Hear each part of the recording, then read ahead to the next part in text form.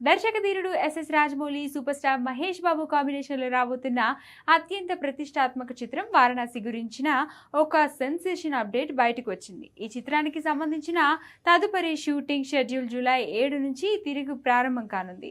ఈ షెడ్యూల్లో సినిమాకి హైలైట్గా నిలిచే ఒక భారీ యుద్ధాన్ని చిత్రీకరించేందుకు జక్కన్న టీం అంతా సిద్ధం చేస్తున్నట్లుగా టాక్.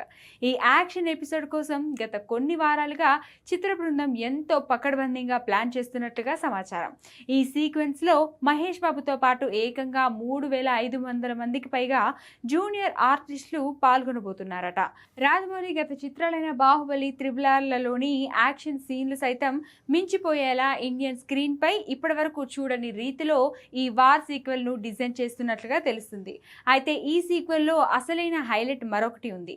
సెట్స్ పై 3500 మందితో చిత్రీకరించే ఈ సన్నివేశాన్ని విజువల్ ఎఫెక్ట్స్ ద్వారా వెండితెరపై ఓ రేంజ్ లో చూపించబోతున్నారట.